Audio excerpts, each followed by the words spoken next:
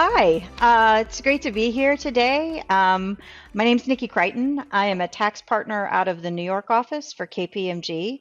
It is also my very great pleasure to serve as the global relationship partner for the finance and risk organizations at Cigna.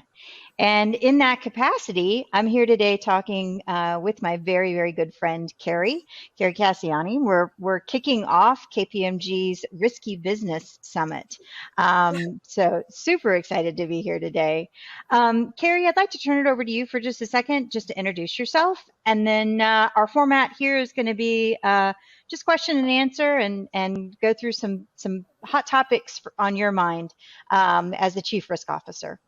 Oh, thank you, Nikki, for that introduction. And yes, I am currently the Chief Risk Officer and General Auditor here at Cigna, and I've had this position for almost 20 months now. I retired from KPMG on February 28th of 2020 and walked right into Cigna on March 2nd of 2020. And part of my responsibility at Cigna is also business continuity. So just think about that, business continuity in moving 40,000 people from a work from office to work from home. So it was, there's some risky business there, I have to say, Nikki. A fun 20 months. Fun 20 It's months. been an eventful 20 months here. So Carrie, I think we're just going to start on that exact point because candidly, I can't imagine what it was like to come into a new role, to shift to industry. And I know, look, I worked with you at KPMG, so I know exactly how good you are, but I think it had to have presented some challenges. And so I know that we all kind of come into new roles with big plans and 100-day plans. But I wanted to talk to you about how the last 20 months or so have affected Cigna's methodology for looking at risk. Yeah, it certainly, that 100-day plan that I had kind of went out the window. It really adjusted as we were focusing on that transition in the COVID environment. But I will have to say my almost 24 years at KPMG really prepared me very well over these past 20 months. I just think about my time as an audit partner, and there wasn't a day that went by that there was something that was kind of thrown on my plate, an issue from a client, an accounting issue, or another issue that you just really had to adjust, assess, recognize that there was a risk, identify the risk, and then take steps to mitigate that risk. And then also know, when to elevate those risks up through the organization. So I really used that framework that I had used while at KPMG to assist me over these past 20 months here at Cigna. I have to say, Carrie, and as a friend, you know how jealous you make me. When you threw out that 20 years with KPMG, I have to tell you, I was like, there's no way. There's no way that 24, you've been anywhere. almost 24. Incredible, just incredible. So I know that Cigna maintains some models for managing risk, and one of those is the three-line model for risk management. Yes. Can you tell me a little bit more about that? Yeah, so what's interesting is in the summer of 2020, the Institute for Internal Auditors actually introduced a new three lines model. It used to be known as the three lines of defense. And now the IIA is really recognized. It's not really about three lines of defense. It's really about three-line roles and how we interact with one another. And like many companies, it really starts at the top, the overall governing body. So here it starts with the board of directors and the various committees as part of the board of directors. And then it moves down to governing bodies that you have within the organization. So for me, the key governing bodies that we have to manage risks is a enterprise risk leadership team that is comprised of our executive leaders, and I chair that committee. And then it moves down to our senior risk committee. I also have the pleasure of chairing that committee. And that senior risk committee is also a mechanism to elevate risk within the organization to the senior risk committee, which is comprised of senior risk leaders across the organization. And if you remember what I was saying before, is part of a good risk is to know when to elevate risks. So we've really established a strong governance structure for the organization to elevate risks across the company. And then you get down to, what we refer to as the second line.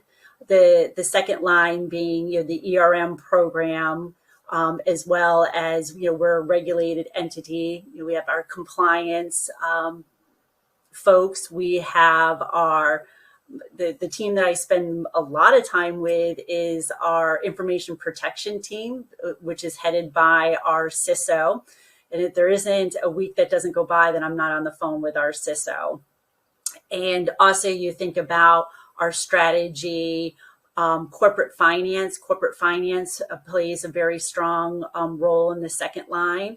And then you have our first line. And that's the folks that are doing our business day to day, interacting with our customers, interacting, from an accounting perspective, interacting with the business areas. And then what sits on that from a third line is the internal audit function. And the internal audit function is there to, check to see that the controls that are in place in our first and our second line, as well as in the way that we've really taken a look and elevated our internal audit function, is it's really not about a got you internal audit function. It is really a function that we have certainly evolved in understanding where we can improve and become more efficient, and how we can better mitigate the risks that are being presented to us in an efficient way. So that's how we use the three line model here. And would you have referred to that as an implementation of the three line model, or was it really more of an evolution of the things that you were already doing? It's an evolution. It's just a way from a terminology, but we had the bones there. It's really putting more of the structure pen to paper and having more awareness around the organization that this is our three lines model. And here, particularly with our governance committee, our internal governance committee, there is a way to elevate risks. For example, there are certainly folks in the organization are reaching out to me now more than they were, let's say, when I first started, about, hey, Carrie, we have this risk and we're hoping that you can help us, one, assess the impact of this risk, how big is this risk, and, what are the mitigating controls that we have in place right now to take the temperature down. Well, and it has to be nice to be able to be so proactive about those items. So instead of sort of learning about them on the back end when it's a problem, to be able to establish the structure where somebody can come to you and sort of raise their hand and say in a very collaborative way, this is a problem that we see, and how can you help? Has got to be really helpful. As part of that process, have there been any functions that previously weren't in this structure that are now in your structure, either because you yourself have joined the organization or through the sort of evolution of this three lines model?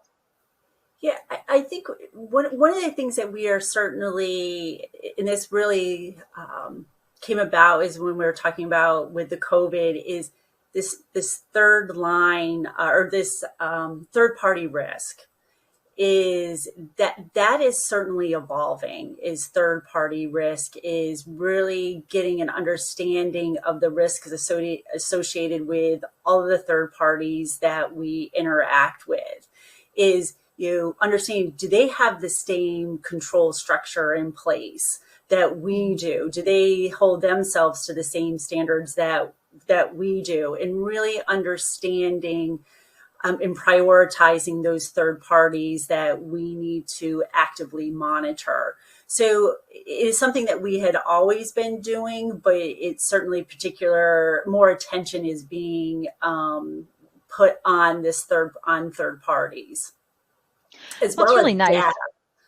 Yeah, big time. It's all about data these It's days. all about data. Yeah. One thing that I think is really interesting is that as third parties, unrelated third parties, sort of elevate their Mm. risk game as well, it really feels to me that that the whole system works a little better. So either whether it's through your decision to place a little more focus on that particular area, or those third parties sort of independently coming to those same conclusions, it feels Mhm. to me like we have improved the risk profile of potentially public companies overall. Yeah, So, I would certainly agree to that. There's definitely more sharing of information, mhm, with our third parties, because we all, generally we all want to do the right thing. Our right. third parties want to protect their customers as much as we want to protect our customers, and that's all really also too part of our whole vendor process and onboarding vendors Mhm. is this a vendor that we want to do business with? And so it really starts right there. And then, how do we monitor that vendor relationship, the life cycle of that vendor relationship? Yeah, absolutely. So shifting gears to another topic that, as you know, I'm pretty passionate about, and that is ESG. So, Feels like not only did you come into a new organization, but all of a sudden everything was about ESG. And so I'm wondering, how is the Cigna Risk organization involved in the organization's overall ESG efforts? we're actively involved in the ESG from in my role as the general auditor and the chief risk officer. We are certainly involved from an audit perspective. We were actively involved in reviewing our corporate responsibility report that was filed this summer, in taking a look at the information that was disclosed. And then part of my second line role, the risk role, is we helped identify the business area, those higher risk data points that we were sharing publicly, to help the internal audit team hone in on the metrics that we wanted to go a little bit deeper on in determining what was going to be included and not included in our 2022 corporate responsibility report. And we're staying very close to the ESG team, from a risk and from an internal audit perspective. And, getting back to the topic of, data, is really understanding the data that is supporting the information that is being included in the report. First, having a strategy to understand what are the metrics that we want to be disclosing as part of our ESG reporting. And then once we determine, that, and then materiality is, how is those metrics coming together, and are they auditable? Because, really the expectation is that, like a 10K disclosure, that we should have the same rigor going around the information, including in our ESG type reporting. Has the company had to adjust its data policies to accommodate some of the areas that you've been talking about? We kind of kicked it off saying that it's all about data, and I emphatically agree with that, by the way, whether it's this entity or any other. So how has the world of data sort Mm. of played into your role as a chief risk officer? Yeah, it's data. It's I don't even where to start on data, but it Mm. really it does. It's an awareness that we're certainly on a journey from a data perspective of understanding how we're using data. Well, one, going back to actually, how are we consuming data, and of that data that we're consuming, what are the processes that we have in place to ensure that that data set is complete, it's accurate. And I go back to my days at KPMG and just, about auditing, and the question that we would get from the PCAOB is, how do you know that that data set that you have to do that audit procedure was complete and accurate? And that is something that is a question that I'm constantly asking in this role here is, yeah, I understand the data set that we're using, but is it complete? Is it accurate? Are we really comfortable that we're starting with a good data set before we make the decision? So we have, again, certainly been on a journey to strengthen the data governance. We have, as part of the second line and the internal governance committees that we have established a data governance committee that reports into that senior risk committee. And that committee is really charged with establishing policies, procedures, having awareness regarding those policies and procedures across the organization. And then from a third line, as part of the internal audit function, earlier this year, we have hired a data senior manager. And this role is really to develop an audit plan. We work together to develop a 3-year audit plan of how we're going to audit data across the company to ensure, and getting back to the 3 lines model, the second line, establishing the policies and procedures, is how are we complying with those policies that we're establishing. I think So. that one point that is often sort of overlooked as we think about business plans overall is how a data program like the one that you've just described actually really feeds into a much bigger business objective. Mhm. In so many of the Cigna executive presentations, there's focus on the importance of data and the monetization of data. And I think that the role that risk plays behind a little bit more behind the scenes is really critical to being able to achieve the broader business plans for data. So I find that so interesting, and just wanted to give you a big pat on the back from Well, just it's an generally because evolution. it's an evolution. It is It's an absolutely an evolution. evolution. We just continue to move the ball, but I think the first step is recognizing that this is a big deal, and really need to take a look at what are our policies and procedures that we have in place over the governance, understanding do our does the first line actually understand that we have policies and procedures related to data?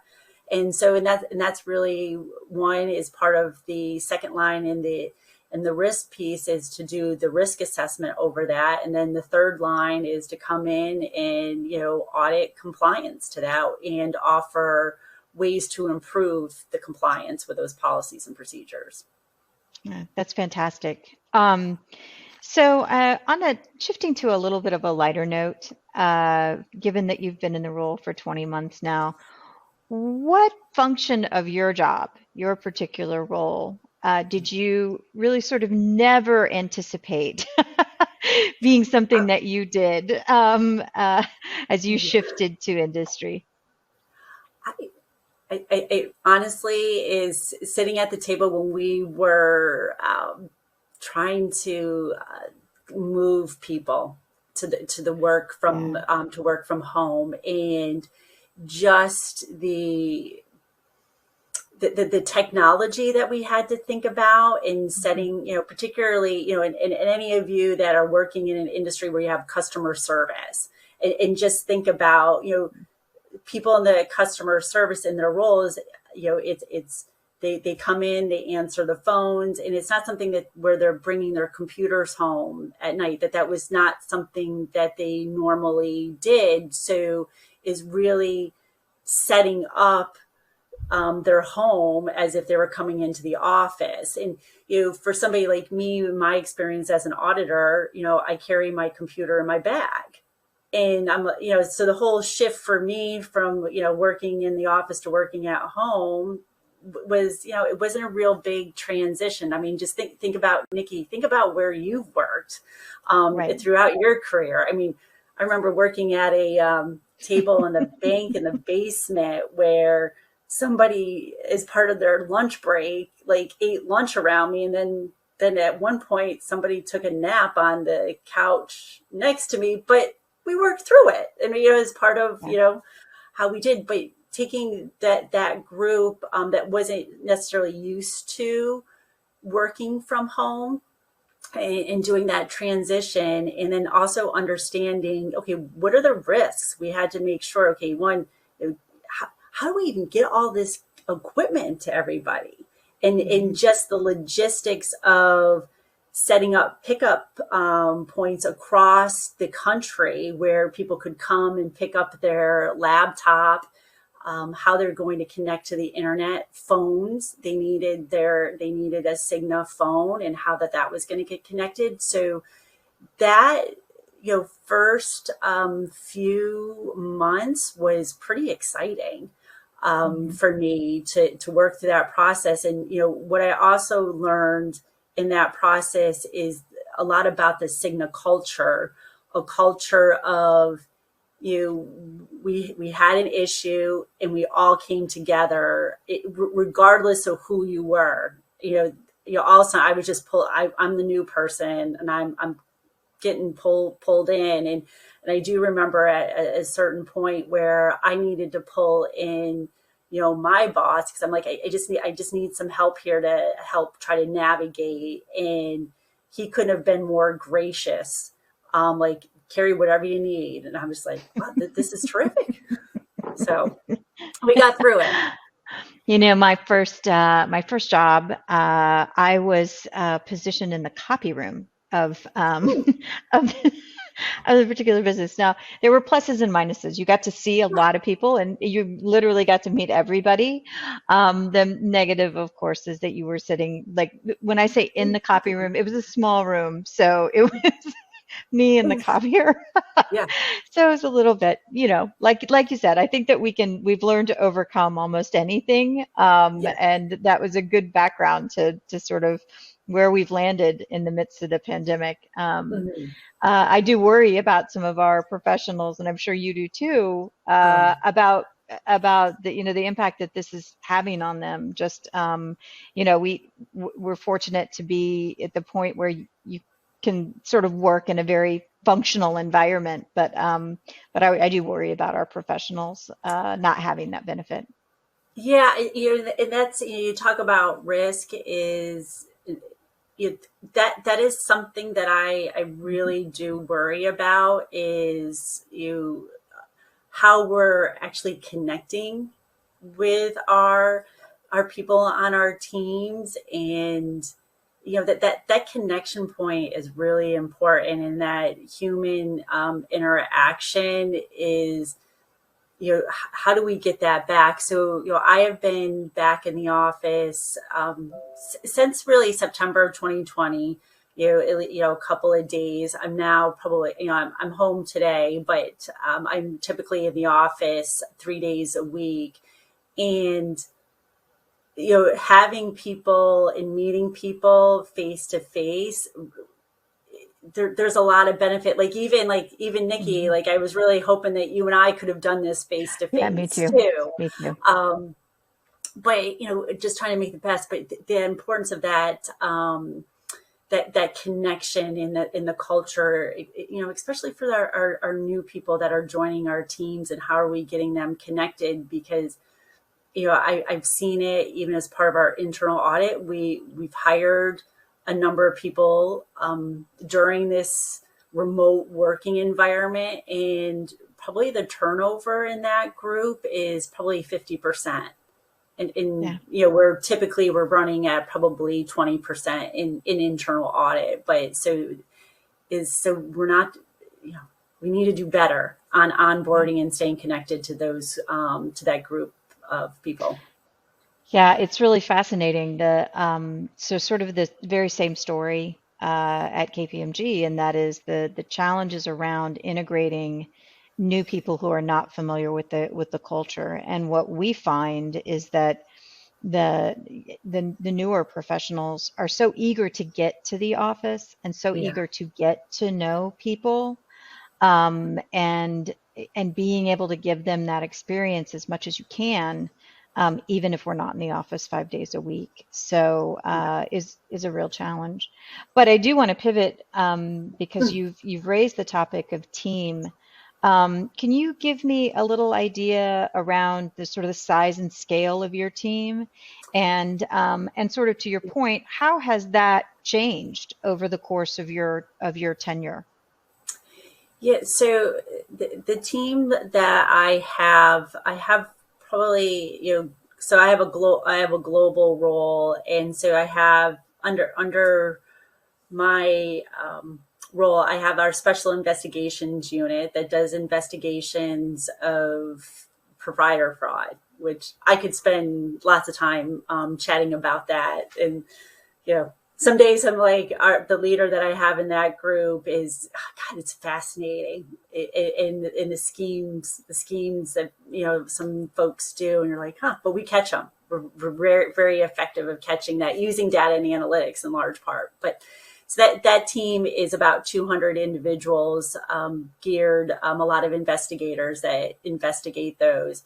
And then I have my business continuity team, which is comprised of about 12 individuals in that team that works closely with the business area in developing their business continuity plans and doing a lot of testing of those business continuity plans. And I really do see that team is really works closely with our enterprise risk management team, because part of good risk is, if something happens, can we continue to do the work that we have in front of us.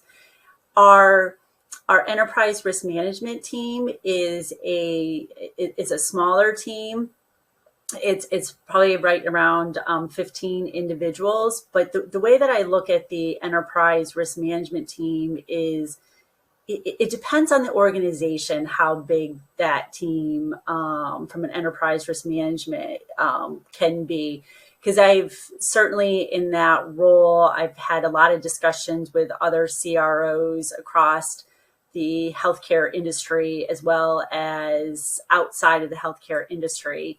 And there can be some very effective teams with 5 individuals, 3 individuals, and how they're, utilizing risk champions across the organization. And that's something that we do. And, again, how are you using your resources? And then from the internal audit side, we're about 100 auditors across the globe. And 'cause we have function, virtually, across the globe. And as you know, that Cigna recently announced a sale of 9 of our markets in Asia Pac. So there's a number, like about 40 auditors that will be going with that transaction. So so that just a little summary of the size of my organization. Yeah, absolutely. As you came into your role, Carrie, did you kind of walked through at one point, you're talking about enterprise risk management, that Mhm. um, that function does scale to a bit to the organization. Were there any big changes that you made, or felt you needed to make, in coming into the organization? Was there an upscaling, or a downscaling, and sort of where did you find those pressure points? How did you identify them? And then how did you fill those gaps in a very tough time to Yeah. find resources? Oh, yeah. So a lot of it started with a lot of conversations with our executive leadership team and really trying to understand what is your expectation of a enterprise risk management program, and listening to them, and then moving down to some of our senior leaders. And we did do an assessment of the maturity of the role, which really validated, probably 6 months in, and really validated the some of the observations that I had regarding the role. And it has really allowed us to focus in on some of the recommendations that were made as part of that assessment and where we move forward. But again, what I would say is a lot of the recommendations were things that I was already, it didn't take too long to kind of understand where we were gapped and where we had opportunities for improvement. So one of the first things that we did was we opened up a ERM, enterprise risk management manager director role. And unfortunately, that role, and we talk about the great resignation. I had that person for a period of time, and they got tapped for their dream role outside of the organization. And frankly, I was thrilled for him because of the role that he was going to. So we are certainly in the process of looking again to fill that role, but it's a hard role to fill. In the meantime, I do have a strong team behind that I'm working closely with now, just to continue to evolve our program. So, I know that in your role at KPMG, you were already very familiar with Cigna. Um, Sort of what were your ahas? In other words, what beliefs did you have coming in to the role that changed once you were in the role, actually in the role? And I'm wondering how that sort of flavored your view of what your team looks like. Yeah, I think the support, the tone at the top is just the supporting the importance of a strong risk function. If you even look at the 10K for Cigna, the risk culture here is strong. You just think about, going back to the three lines model that I was talking about earlier, and, strong compliance function. We're a business built, primarily on insurance, and we've certainly evolved with all of the different products that we now offer with the ESI acquisition and some of our other acquisitions. But the support from the highest level for this ERM function just to continue to evolve and bring value.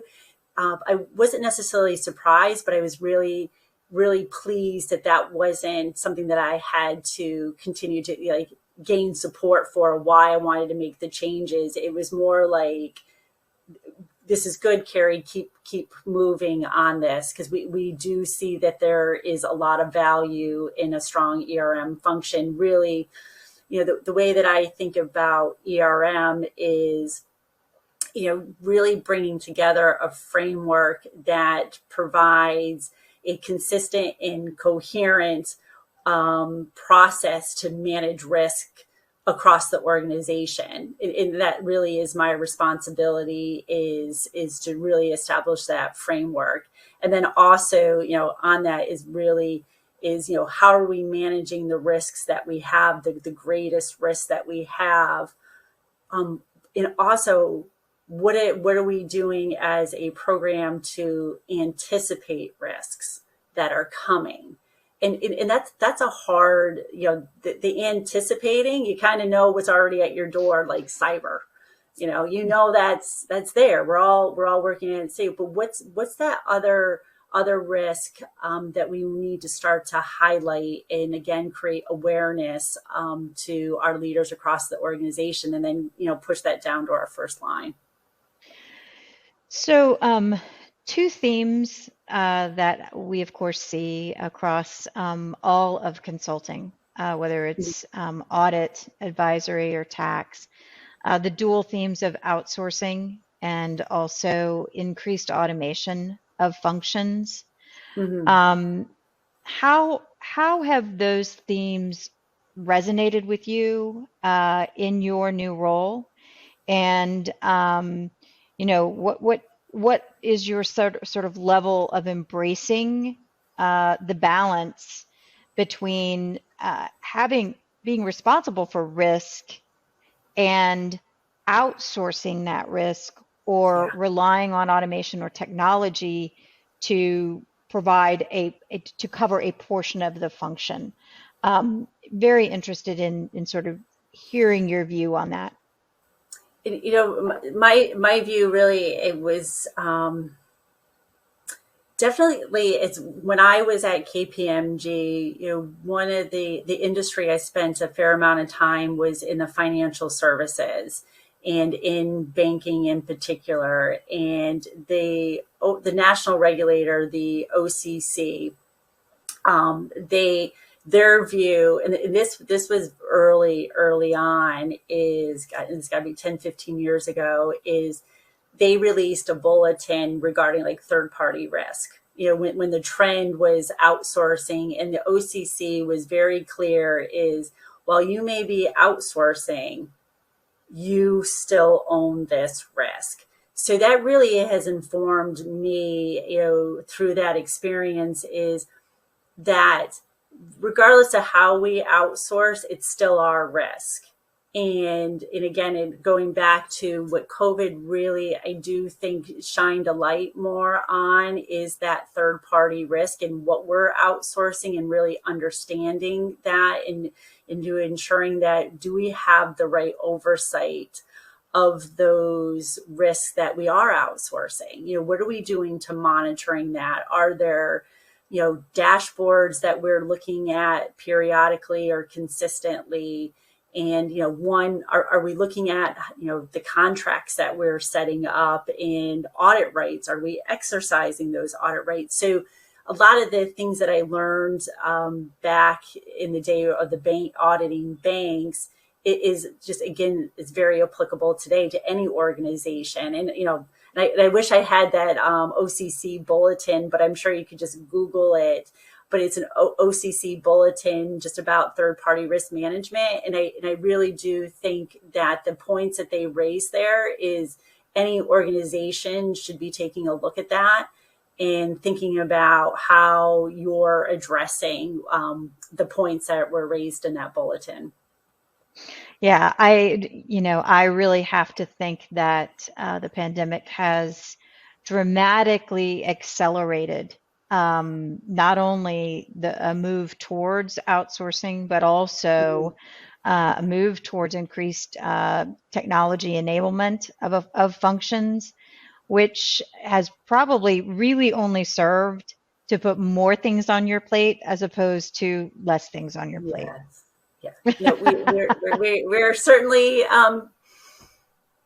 we don't lack for things to do, but what it really though has done is have us really prioritize. Do we really understand where the risks are? So again, finite number of resources. We're all dealing with the Great Resignation. I have openings because people are certainly taking advantage of opportunities that are in the marketplace. So with the resources that I have, are we really focusing in on our greatest risks? And one of the things that I've certainly found is that we certainly can be more efficient in some of the functions that I'm responsible for. And before you run out and you say, oh, I need all of these people, is really taking a look inward and saying, okay, well, wait a second, am I effectively using what I have and the resources that I have? And that's helped us really try to reprioritize what we're looking at from an audit perspective, what we're looking from a risk assessment process as part of the ERM this year. So. Yeah, absolutely. Makes so much sense and but has to have been hard to do in a little bit of a remote environment. Yeah. So, you know, just sort of give yourself a little grace there. Well, that's what Everybody I should. say. Like, it's a journey. It's a It's a journey, journey. and we It's a don't have it journey. perfect, and I would never expect. And it's like what I've tried with my teams is you really encourage different ways of thinking and different ways of doing things. And if it doesn't work, you know what? That's okay. But what do we learn and how do we adjust? Is really the directive that I've given to the teams. Is we don't have to stick to the way that we've been doing things. Mhm. And in so many ways, we can't stick to the ways that we've been No, doing no, things because no. they're, it is a constant system of change. So, Carrie, you've been so kind to chat with me, and I did, as we sort of reach the conclusion of the time that we have, I wanted to take a minute and first and foremost thank you, but also, we've gone through a number of questions. Are there any topics that you are particularly passionate about that we didn't get to today, or do you have any closing comments? You know, in Nikki, you and I have talked about this before. Is the importance in all of our roles is, as leaders in all the companies that we work with, is building trust. I would lead with that. Just think about the environment that we're all working in right now. Is how are we all individually building trust with those that we work for, those that we work with, and those that we serve. And when you think about when something doesn't go right, I can always pull it back to, what, the trust relationship wasn't there. There was something that wasn't working from that trust. What was it?